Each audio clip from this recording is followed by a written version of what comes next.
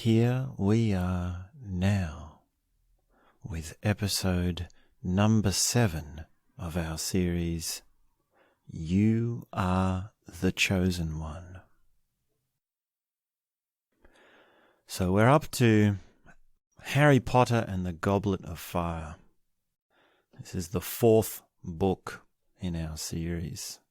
So we're about halfway. We meet about halfway in this book.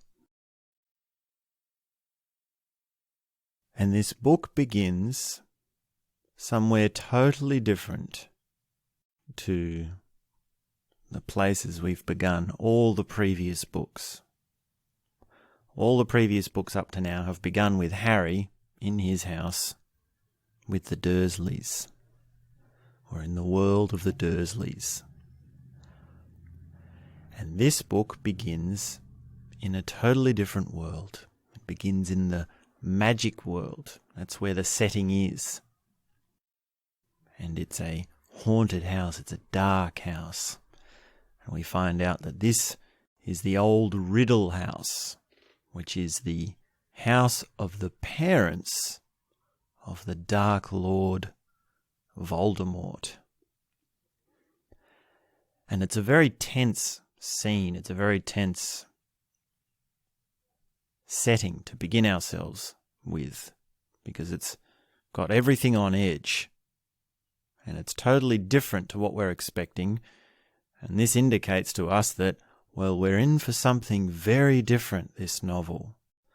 Because up until now, the story has sort of revolved around Harry, and Harry's coming into this magical world. It's like, how do we see the magical world from the Muggle world, from the Muggle side, from someone who's ignorant? And yet in this first chapter of this book, we begin in the depths of the Muggle world. Oh, sorry, not the Muggle world, the magic world. And it's not even the depths of, like, there's a lot of magic around. It's the depths in the sense that it's the Dark Lord. It's the real just pure evil. And we get this insight into the other side, the opposite side. And what's happening is, well, Wormtail is there, which is one of these sneaky, sort of snarly characters. He's the rodent sort of character. And he's taking care of Voldemort. And Voldemort is very weak. Very weak. It's like he's sick. It's like he's got some sort of terminal disease. Some terrible disease. And there's this interaction going back and forth between them. And Wormtail is sort of cowering before him and sort of praising him and helping him, but also really scared and disgusted by him. It's almost like he's repulsed by this Lord, but also drawn to him. And one of the characteristics of the Dark Lord is that he can actually read people's minds. He actually knows what Wormtail's thinking. And he even says to Wormtail, "I know you hate me." And Wormtail is there saying, "No, my lord, no. It is my honor to serve you." And this mismatch of power and care is a complete reversal of the mother and the child. And that's where this series began. The series began with the mother and the child, and the mother was murdered. And a baby is completely helpless. A baby is completely entwined in its mother's love. And it's not a matter of power. We don't say that an adult has power over their baby. No, power doesn't come into it. Power is not a word that is useful for describing that dynamic, that relationship. And it's a tender relationship. A mother needs to be soft. Another mother needs to be sensitive. And a mother needs to be very in tune with her baby's needs, with her baby's feelings. And the mother needs to trust her intuition that she can tune into the baby's needs. And what we see in a reversal of that is, well, this actually does happen in real life. This is when the parent is very, very old. So if you reverse a baby, what's the opposite of a baby? Well, that is someone who's very, very old, someone who's nearing the end of their life. And if you reverse a parent, well, then you have the child. And if you have the carer, well, as a baby, the parent is the carer. The parent is the one that's giving the things that need to be given because of the dependence on them by someone else. Whereas in old age, it's actually the child. It's your children that take care of you. And this is, of course, broadly speaking. It's different for every culture, but in many cultures around the world, the child becomes the carer of the adult. And this can happen in old age, or it can happen with terminal illness when someone gets cancer. And that's when things really get difficult. Things get really hard.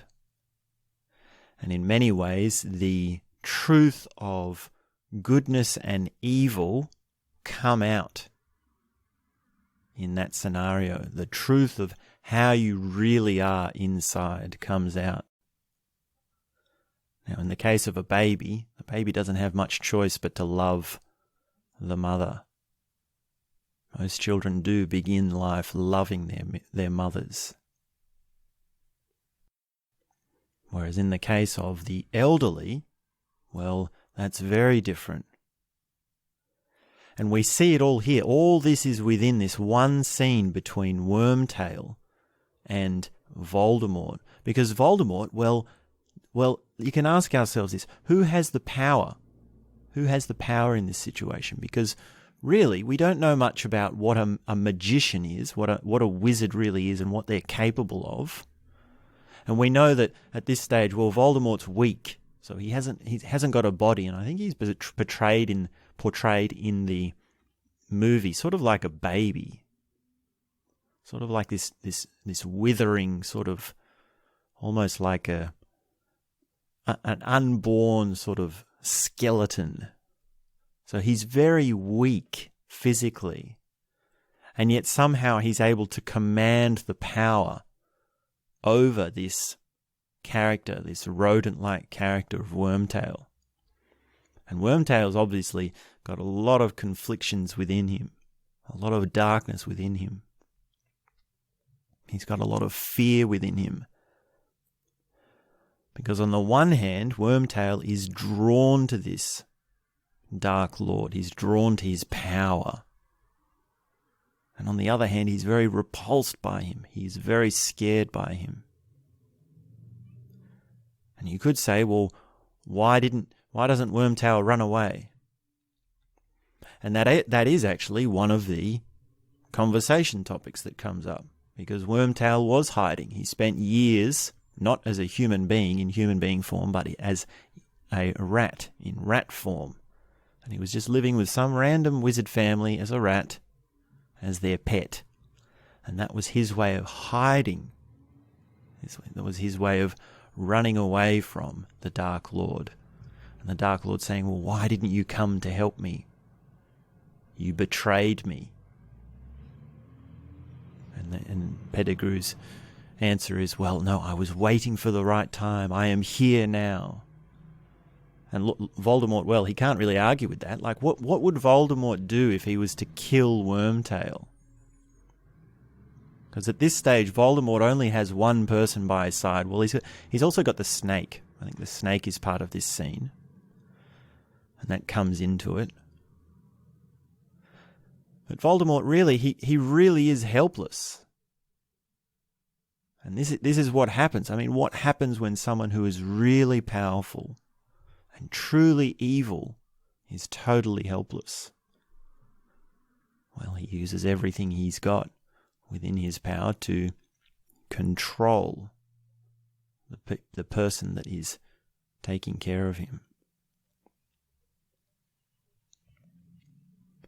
And if you're caring for your parents, or you're caring for someone who's sick,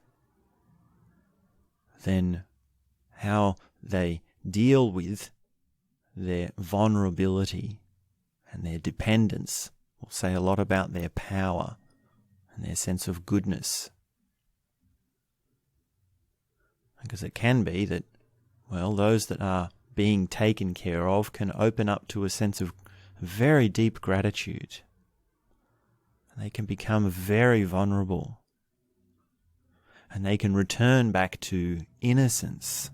They can return back to their purity. And of course, I would never wish disease on anyone. I would never want anyone to have these sorts of sicknesses. And I wish all the best for people in old age. And it's very much possible to live in old age vibrantly. It's possible to live in old age with celebration, with happiness, with joy, and with activity. This idea that old age comes to a dying or a turning cold or a what should we say, a dissipating is just an idea. It's just a concept of how old age is. And I have known people who have reached old age, and it's not a dissipating, but a crescendo. It's actually a building up, it's a blooming. It can be the climax of life, not the decrescendo.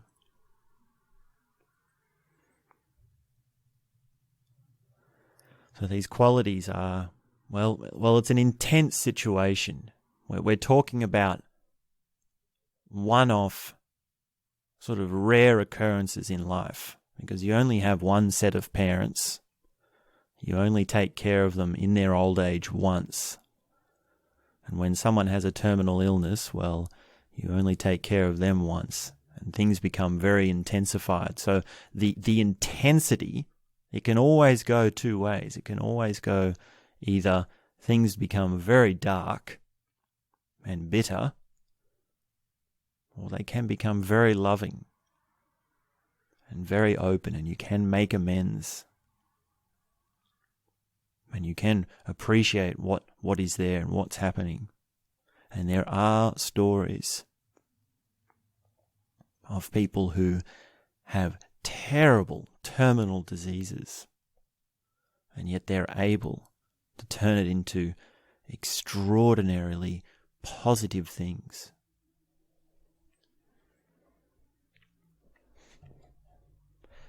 So the other side of this scene is there's a man in the town who's sort of the custodian of this. He's the groundskeeper of this haunted house, this abandoned house. And he sees that one of the lights are on one evening. And he thinks, well, it's some damn kids. I'll go up and shoo them away. And what we have here is a reflection of, it's a reversal of Hagrid turning up to Harry's house in that first book. Well, it wasn't his house, it was the place on the island they'd gone to try and get away from all the letters.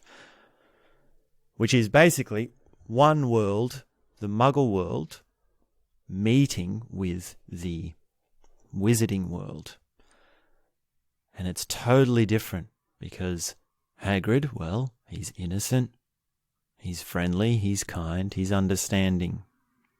And he comes in, and even with that warm, loving nature that he's got, there's still so much drama.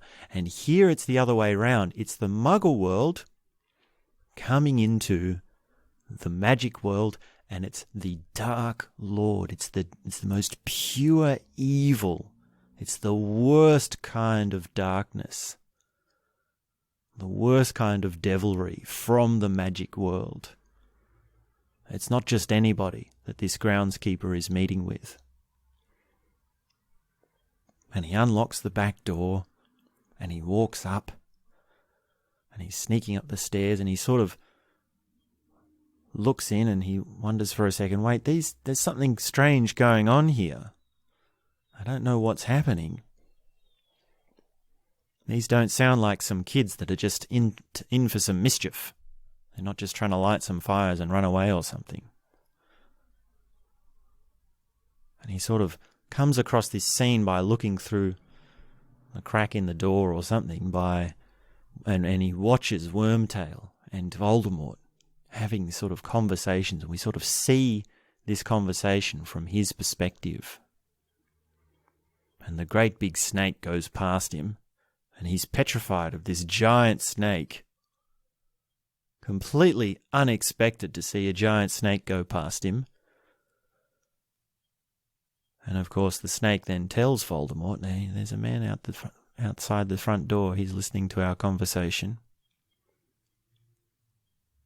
And at that moment, Lord Voldemort turns straight around and kills him. There's no conversation. There's nothing. He kills him straight away.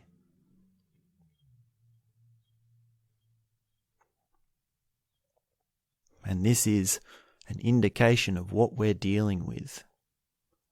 This is an indication of what it means for one world to meet another. And the one that is from that other world, that magic world, is evil.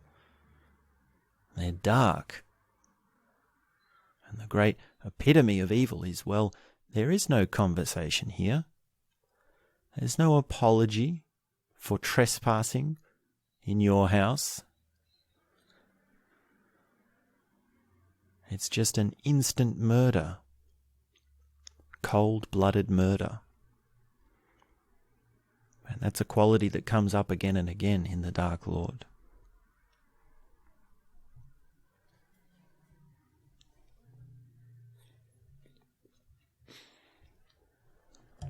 So it's an intense opening of the fourth book.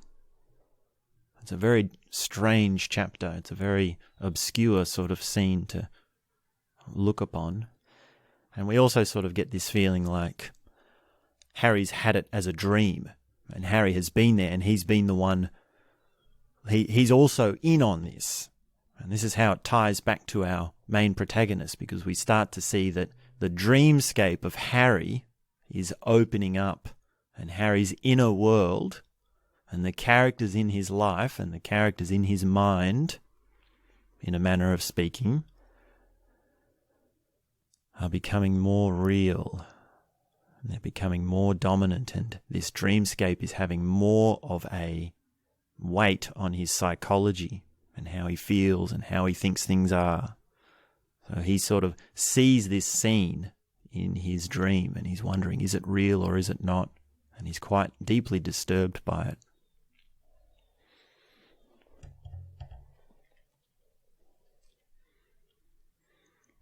So we get back to our novel, our main plot, and Harry's with the Dursleys, and the Weasleys turn up at the Dursley house to pick him up from the Dursleys and take him off.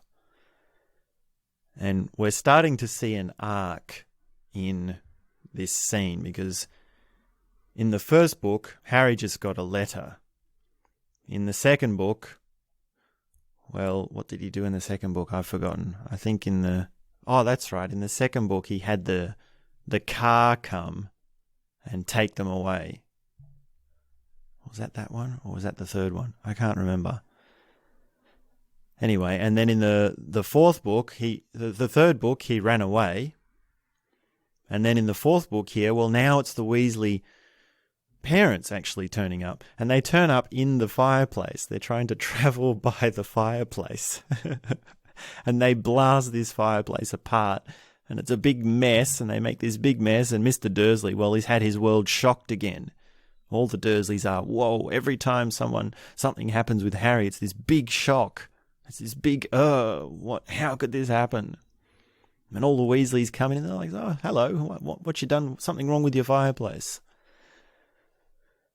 And Harry picks up his gear and he goes. And then there's this moment where Mr. Weasley says, this is very interesting. He says, aren't you going to say goodbye to your uncle and your auntie? Because, of course, family values, the family values for Mr. Weasley, which he's big on, is, well, you're going off to school. You're going to be not seeing your family for a long time. You give them a kiss and you give them a hug. You say, goodbye, Mr. Dursley. Goodbye, Mrs. Dursley. Have a wonderful term, and I'll see you again when I come back. That's what he's expecting. And of course, we all know that's not how he feels about them. And Mr. Dursley's there sort of shocked that this man has turned up in his fireplace, blasted dirt and mess all over his living room, and now he's giving family advice to him. Now he's giving him advice on how he should talk to his good-for-nothing nephew. And it's a very interesting situation. It's a very strange scenario. And in a sense, the meeting of two families, well, that's just the same as two different worlds meeting.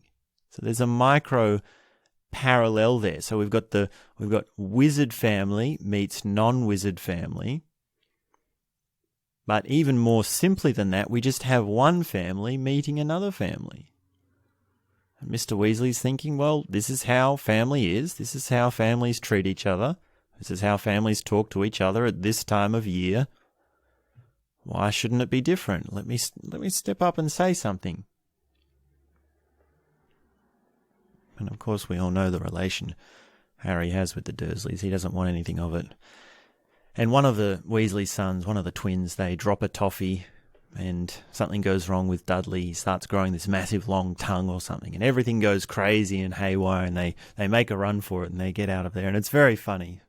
And the Weasley mother has this thing of, oh, there's no ambition in those twins. But she doesn't see just yet that there's actually a lot of inventiveness in the twins. And there's a lot of joy, which could be quite profitable later on, as we do find out. So Harry turns up with his friends at the Weasley house, and he's sort of having a good time and meeting with some people. And another one of the Weasley sons is doing a report for the Ministry of Magic, and his friends are sort of like, or his younger brothers are like, oh yeah, sounds really interesting.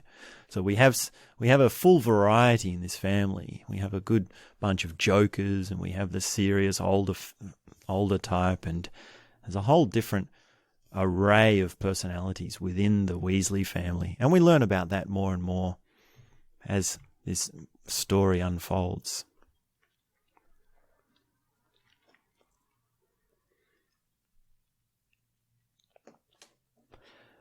So they go on an outing, Harry and his friends and the Weasley family, and they go to the Quidditch World Cup.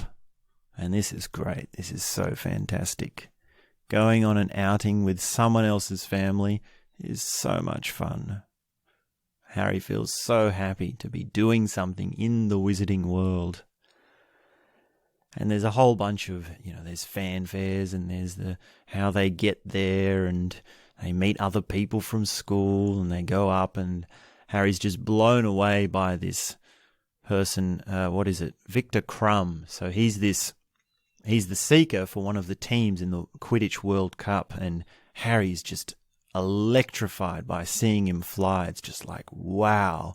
And it's almost like Harry has talent, but this guy Crumb, he's got talent, and he's worked for it, and he's refined it, and he's really been able to do it. And the whole thing of Quidditch, Harry's been playing Quidditch a couple of years now, but he hasn't really ever seen a full professional match like the World Cup. And it just shows how much more there is, how much more skill there is to it, and how deep there is to it. And kids have this. Kids always have this with the sports they play. They always look up to those that look up to those professionals, those superstars. And to them, well, if they're really sensitive to how the sport is, it's like, wow, how they're seeing how impossible it is and how much skill there is. There's a deep appreciation in doing something, being able to do something yourself at an amateur level and then watching a professional. And I can understand this sort of as an outsider, because when I look at soccer, when I see a soccer match, I can't really see the skill. And maybe there is no skill in soccer. I doubt it, though. Let's stick with our first hypothesis, which is that the skill is there, but I can't see it. So to me, it just looks like, well, they're kicking the ball back and forth. Anybody could do that, and there's not really that much action going on. Whereas if you play soccer and you do your juggling and you do your drills and you have games and you have your team practice and all these sorts of things, then how your relationship with how you look at the ball moving around the feet and moving from player to player, well, that's very different to how I look at it. And that's what's going on here with Harry watching the World Cup. And there are some other characters too. He's sort of in this top box, finding his seat, and there are these awkward moments because the Malfoy... I've realised I've been spelling Malfoy wrong, or pronouncing Malfoy. I've been saying Malfoy with a bit of an R instead of a Mal... It's Malfoy, so there's no R. I think like some people in certain cultural backgrounds, they mix their L's and their R's. So Malfoy, I'll try and say Malfoy, but I'll probably have the R coming in from a bit of habit anyway. But anyway, so the Malfoys turn up and they're there, and Mr. Malfoy comes out, has just recently given this contribution, this donation to one of the hospitals for magical injuries, which is how he got one of his seats, how he got this really good seat at the World Cup. And he sort of, I can't remember, does he sort of walk past the Weasleys and he says some sneering comment? And then there's also this interesting elf, his house elf. And this is important for our narrative. Well, it's not important for our narrative. It's important for the narrative because the elf actually ends up spying on Harry and the Weasleys, and the Harry Potter and his friends, they end up thinking that the information that has come out and been used against them is because the Malfoys were overhearing them, were listening in on their conversation, when really it was this house elf sent by Crouch's house elf. Anyway, this whole scene, it's sort of just it's sort of an incidental part of our conversation today. So the other thing that comes up is, well, they go to the World Cup, and then there's this thing of the whole dark mark comes out, and there's this big drama, and the big thing, the whole celebration turns into a riot. And well, some soccer matches do turn into a riot. And one of the scenes is where there's a bunch of Death Eaters, which we call the evildoers, and they're humiliating this Muggle family by putting a magic spell on them, holding them up in the air. And it's a very tense because it shows that there's something, there is a lot more danger and the dark side is becoming much more dominant. So this evil side of the magic world is now getting followers, and those followers are now getting confident enough to actually step out and be acting straight in the face of everyone else, in the face of security or in the face of the rules. And that's a big step, because there's always this thing of, we have society and we say, well, there's right and wrong. We have rules and we all follow by them. And there's this certain stage where someone knows what they're doing is wrong in the eyes of society, and they know they can get in trouble, and they still sort of do it, but when they do it, they sort of try and cover it up, and they try and run away, or they think, oh yes, it was wrong, but I should get away. I'm trying to get away with it. How can I get away with it? This sort of attitude. But the next level of that, the more obtuse, more confident level of that, is the level that we see here with these with these Death Eaters humiliating this Muggle family, which is that, yes, I know the rules. Yes, I know I am breaking the rules, but I'm going to do it anyway, and I don't care. I'm not even going to try and run away from you. Just watch me do it. Which is a totally different level of confidence in the dark side. So we can see that something is coming, something is happening.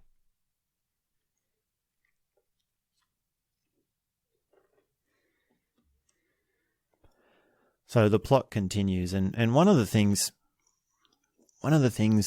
I think, like when we're reading this book, it's like we've started off the book with Lord Voldemort, and then we've gone to the Weasleys' house, and then we've gone to the Quidditch World Cup, and then all this bad stuff has happened there, and it's turned into a riot.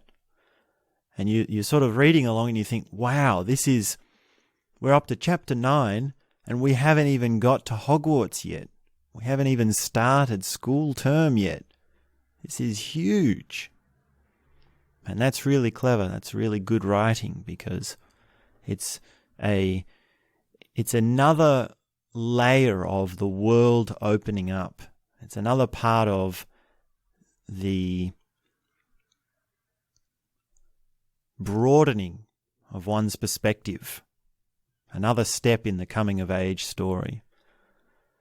And it's like, well, Harry has been going to school and he's discovered this magic world, but so far this magic world has consisted basically just of school. And now, well, things have opened up and there is a whole nother world. There is a ministry of magic, and we're starting to see some of the characters from the ministry of magic. We're starting to see people from other schools, like Victor Crumb. He's starting to realise that there's a whole world out there to discover. There's more and more and even more.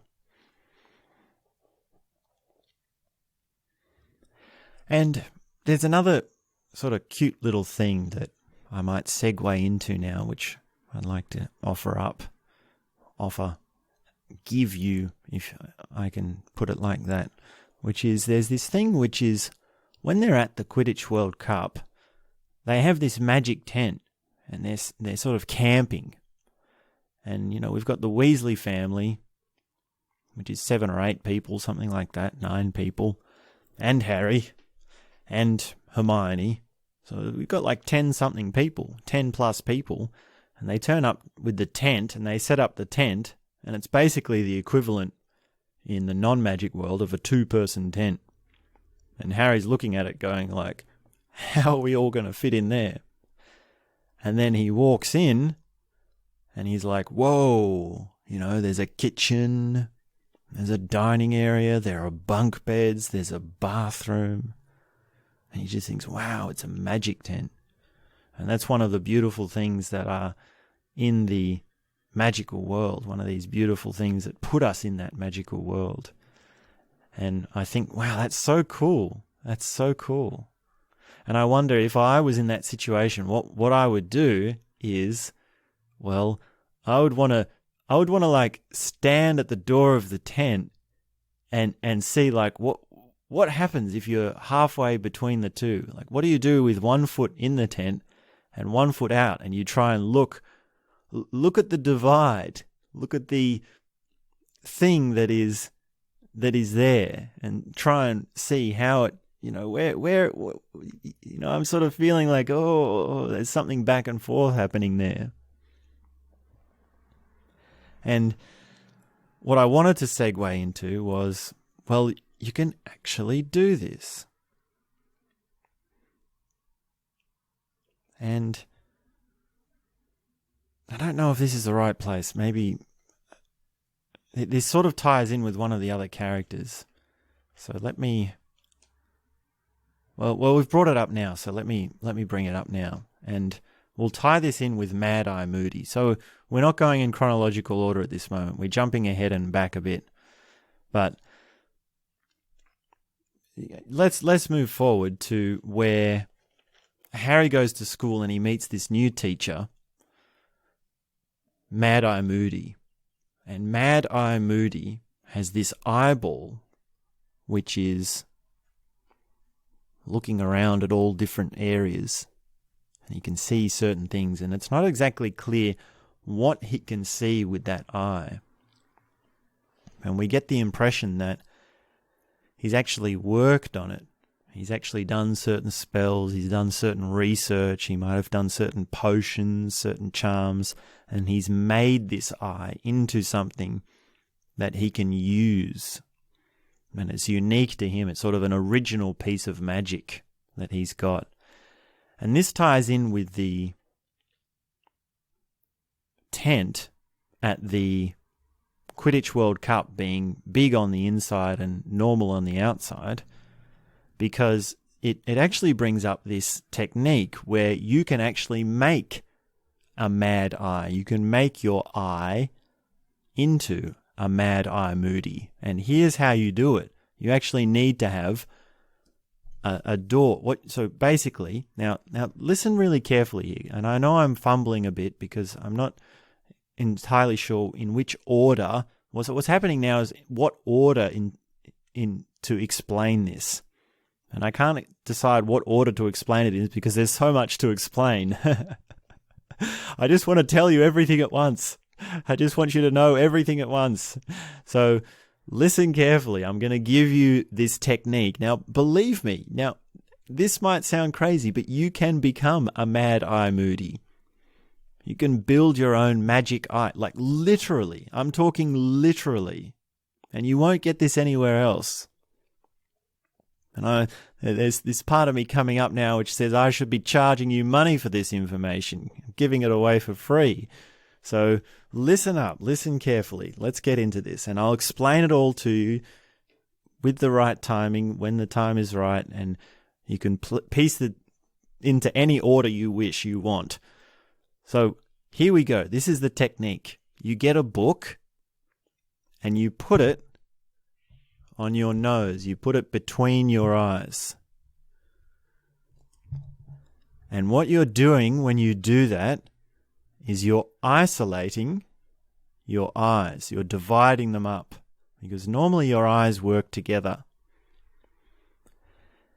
And what you do is you practice by looking out one of the eyes, and you look around and you see what you can see, and then you look out the other eye. And you don't... Now, the other way to do this is, why don't you cover the eye? Why don't you cover the eye that you're not looking out of? And actually, in this technique, you don't do that. You still want both eyes to be open and looking. And you can do that with a book. And that's one way of doing it. And the other way of doing it, and this is probably more effective, but your parents might give you a funny look if they see you doing this. You can just, if anyone sees you doing this, just say, "I'm learning how to be Mad Eye Moody." It might be more believable than I'm doing a consciousness technique. So the other way is you do it by what I would do with the tent at the Quidditch World Cup, which is instead of using a book, you use a door. And you angle the door of your room. You can do it on the door of your bedroom or in your house or your back door or something. And you angle it. If it's a sliding door, well, it could still work with a sliding door. But you angle it so that one eye is looking around the inside of the house or the bedroom. And then the other eye is looking around the outside. And you keep the door right up against your nose. I'm sort of, the reason I'm making sounds on the microphone now is because I'm doing it with a book.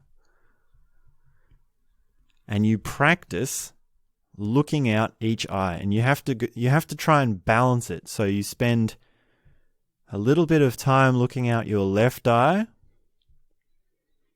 and remember to keep your right eye open, because your right eye is trying to look there also, but it's being stopped. You're confusing it, you're stopping it, you're isolating it.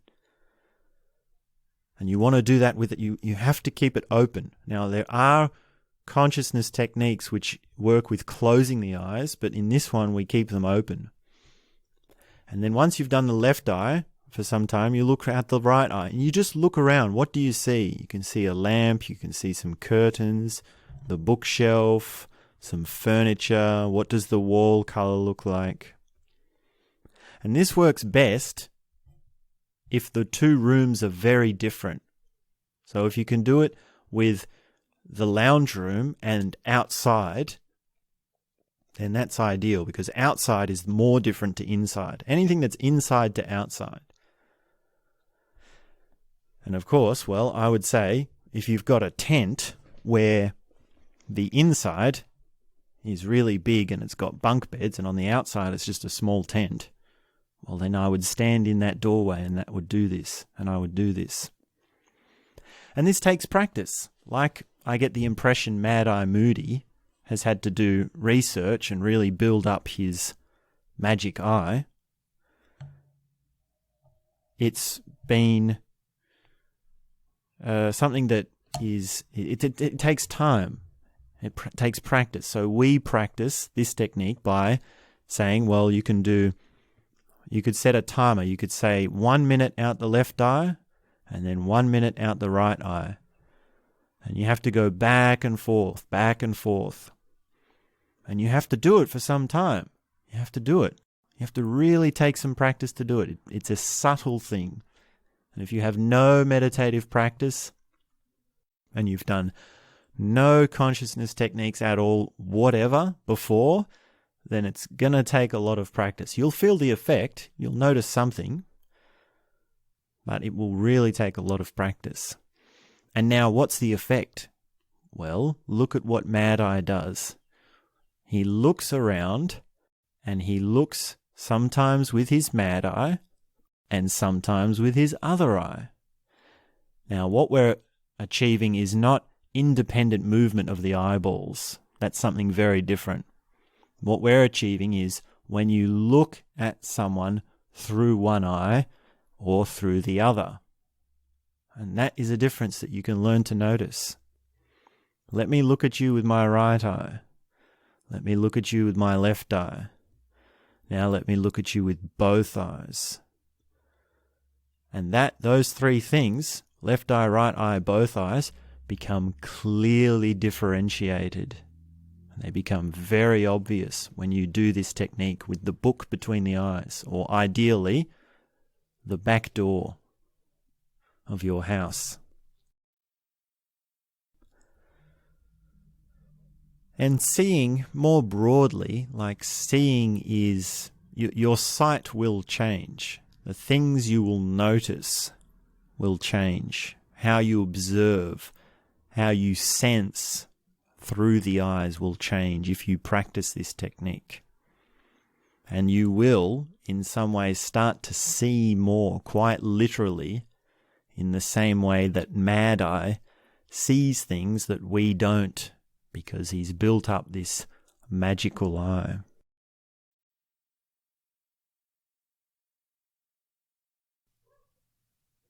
So that's probably, there's still so much more to get through, but I think we'll save that for next episode because this has already gone on quite long.